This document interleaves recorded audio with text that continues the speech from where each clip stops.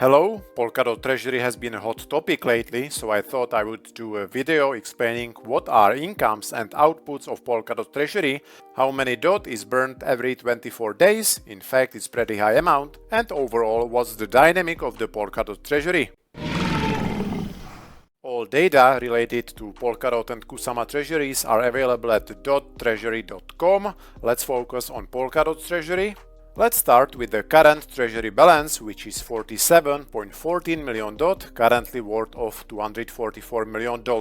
That's quite a lot. To get an overview of the development of the Treasury balance, let's take a look at this chart. This middle orange line is the Treasury balance, the upper pink line is the total stacked income, and the bottom yellow line indicates the total stacked outputs from the Treasury. So DOT Treasury balance is currently at its peak.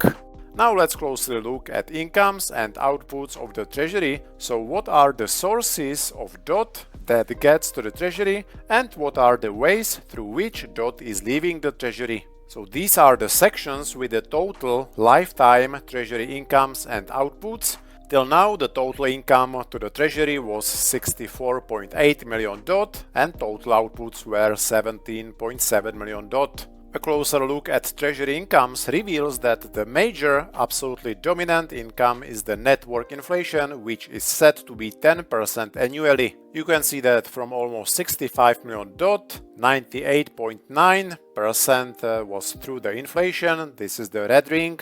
Only 0.81% was through slashes of Polkadot validators. And this others category is negligible, it includes DOT collected through transaction fees. So this chart shows that the only truly relevant income to Polkadot Treasury is DOT from network inflation. Now let's see the detail of how many DOT actually goes to the Treasury every single day. So we are looking at DOT coming to the Treasury from inflation, and it's really big amount. So each line is 1 day, see July 24th, July 25th, and in each day over 45,000 DOT has been transferred to the Polkadot Treasury from inflation. And it's gonna be the same also today, another over 45,000 DOT, so it's quite a big number, right? Now let's move to outputs of the Treasury, also interesting data to look at. There are three main ways how DOT leaves the Treasury. Again, this output ring chart is self-explanatory. By far the biggest part is this orange ring,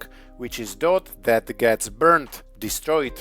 Burned DOT totals for over 65% of the total DOT Treasury outputs. Then there is DOT that has been awarded to approved proposals, over 22%, and also to bounties, almost 12%. Again, these are Treasury lifetime data, not just since the launch of OpenGov. So the bottom line is, to date, the majority of the Treasury output is DOT that has been burned. DOT in the Treasury is periodically burned if it's not used. This burn mechanism is creating deflationary pressure. Now let's check burned DOT data in detail. At the moment, the burn rate is 1% each spent period, and spent period on Polkadot is 24 days.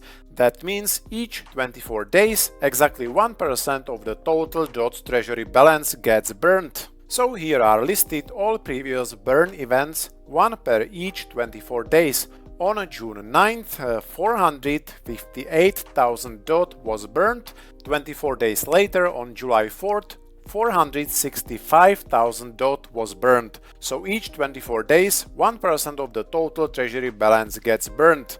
And here is the remnant of the Treasury after that particular DOT burn takes place. Also, these pink bars clearly show that as the DOT Treasury balance has been growing, so has also been growing the amount of DOT that gets burned in each 24 days spent period. Up here on the dashboard we can see that the current spent period ends in 1 day and 10 hours, which is tomorrow on Thursday around midnight, which also means another burn event will take place, burning over 471,000 DOT.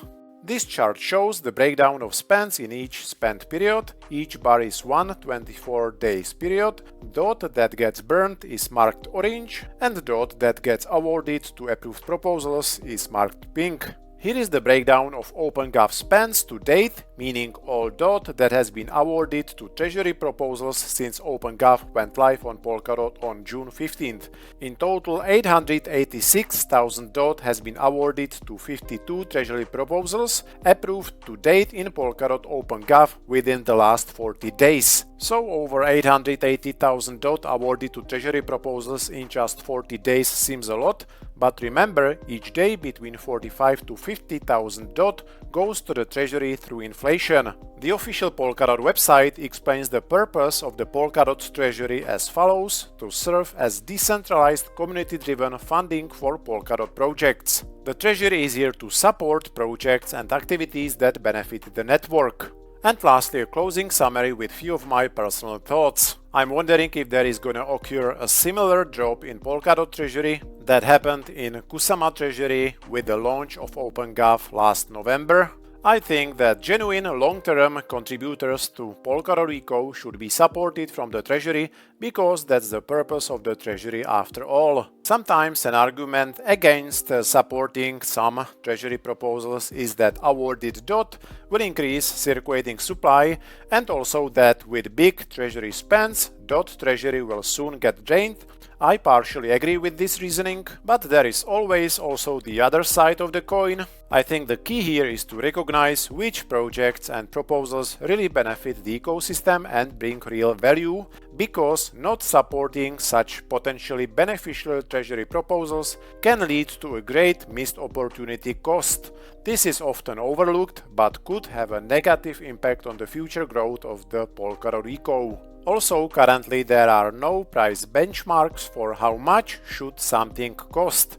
For instance, for content creators, if the community consensus was that a video with several hundred views should cost the Treasury at most $150, then that would give content creators clear guidelines on how to reasonably price their Treasury proposals. And the same logic could be applied also to hosting regional Polkadot conferences and live events in different countries.